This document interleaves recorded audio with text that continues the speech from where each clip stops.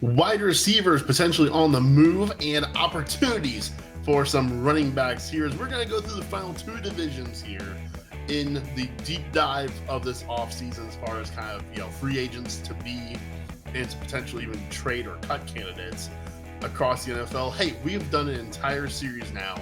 We've gone through every division. This is a two-parter here, this final one. We're doing the AFC North and the NFC North. So let's jump right on in with my favorite team, the team that I wish were still playing, the Baltimore Ravens. The Ravens have Tyler Huntley, the backup quarterback, a free agent, but most importantly here, Gus Edwards and J.K. Dobbins, both free agents from this backfield, and then Odell Beckham, Nelson Aguilar, and Devin Duvernay are all free agents at wide receiver. Now, on top of this, Keaton Mitchell suffered that gruesome leg injury late in the season. He, I wouldn't count on much from him in 2024. So there's definitely some opportunity for the Baltimore backfield here. We have no idea at the moment who that name would be. There's tons of speculation of like a Derrick Henry potentially coming in free agency. There are a load of free agent running backs this offseason. Those kind of 27, 28-year-old guys. Any one of them would be a great fit in Baltimore and have a great opportunity. Could also be a spot to draft a young guy as well. Now, I mentioned Odell Beckham, Nelson Aguilar, even Devin Duvernay. All three of those guys being free agents at wide receiver. I think that means, hey, it's a good chance for Zay Flowers to continue to step up. Rashad Bateman potentially being a thing still, maybe, probably not. But also just a spot to watch for a potential acquisition. And if they don't add to replace those guys, maybe that just means Isaiah Likely really has a good chance here to step up and play a lot of two tight end sets and be a receiving threat alongside Mark Andrews.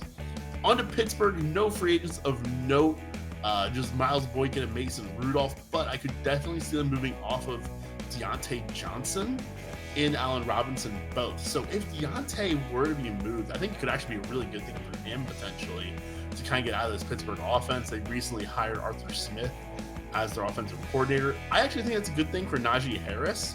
I think Najee could actually see a bit of a value bump with Arthur Smith at offensive coordinator, but I think it's a down move though for the receivers though. So Deontay could actually be a guy who sees his value go up if they move on from him. On to Cleveland here, and they've got Kareem Hunt, a free agent at running back, and Nick Chubb could be cut.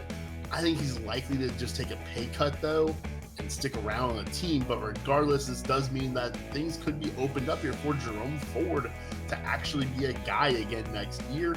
I could see this being another team though that goes into the draft and grabs a guy in the mid rounds or scoops up one of those other veteran running backs. Other free agents to be are Harrison Bryant, Marquise Goodwin, nothing really too much there. Joe Flacco, of course, he's a free agent as well. He just won Comeback Player of the Year. Amazing story. As a Ravens fan, I am so happy for Joe Flacco. I'm a Flacco guy, always was, always will be. But as far as fantasy goes, Deshaun Watson should be the starting quarterback again next year. One other guy I want to mention here is Amari Cooper.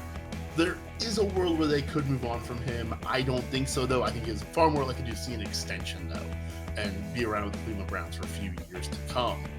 Wrapping up the AFC North is the most exciting one of them all, and that is T. Higgins and Tyler Boyd, both free agents for the Cincinnati Bengals. I think there's a lot of opportunity here for the Bengals. Andre Yoshivas and Charlie Jones, both being two rookie wide receivers this past year that I think showed different skill sets, but both showed some potential. I think it kind of depends on what they bring in or what they keep around as far as which one of those two guys I would prefer. If T. Higgins goes off and they don't bring in a T. Higgins style replacement, that big body downfield guy, I think Yoshivas could be a guy that we see some things out of. If Tyler Boyd leaves this roster and does not come back and is not replaced with a similar skill set, then Charlie Jones becomes the kind of route running slot guy in this offense. One other guy who I do want to mention though, Chase Brown, the handcuffed third down really running back last season for the Bengals, showed some sparks in the second half of the year. Joe Mixon I don't think will be moved off this offseason. However, Chase Brown definitely kind of stands into a spot to gain in the case of a Mixon moving on or injury, right? Let's go over to the NFC North now. Let's start things out here with the Chicago Bears.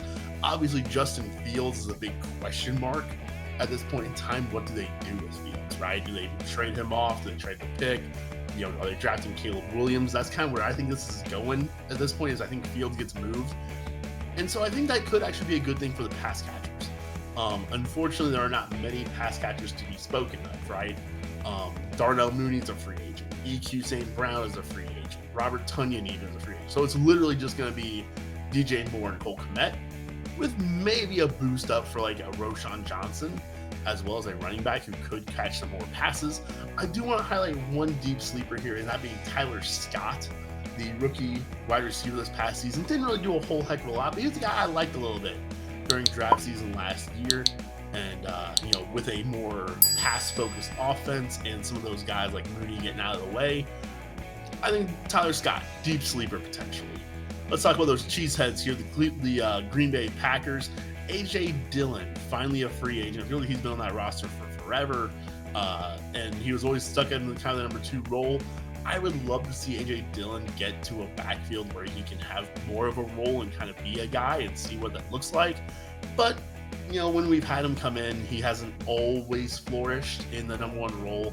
I think Aaron Jones could get moved off. I can see him probably coming back, though. And so I just think there's a good opportunity here, though, for a potential new running back to come in, slot into that A.J. Dillon workload, and potentially be better at that. So it's definitely a spot to keep an eye on, is who is the second Packers running back. And then also just these young wide receivers, right, as they continue to grow, continue to blossom with Jordan Love at the helm. Let's talk about the Lions. They've got no free agents of note, just Josh Reynolds. He's the only one that's noteworthy here, worth mentioning. And he did see a surprisingly good workload. So there could be some potential for Jameson Williams. If Josh Reynolds is off this roster, then more targets open up for him. But it's going to be a costly offseason here for Detroit, though. They've got a lot of guys they probably need to pay this upcoming summer. Amon-Ra, Goff, both are starting tackles, right? So they've got a lot of payments to make, but just nobody's actually a free agent this offseason. And lastly, let's talk a little bit about the Minnesota Vikings here. Kirk Cousins, the big free agent, and kind of what will they do there? I think it was a bigger question before. I think after the injury, it's likely he just comes back to the Vikings, but I would like to see him go to maybe a Washington and work with T-Mac and Jahan Dotson, potentially Atlanta, working with Kyle Pitts and Drake London there. But I'm also perfectly happy to have him just be with the Vikings, supporting Justin Jefferson, TJ Hawkinson, and Jordan Addison. So the only other free agent I kind of want to mention here with the Vikings is KJ Osborne.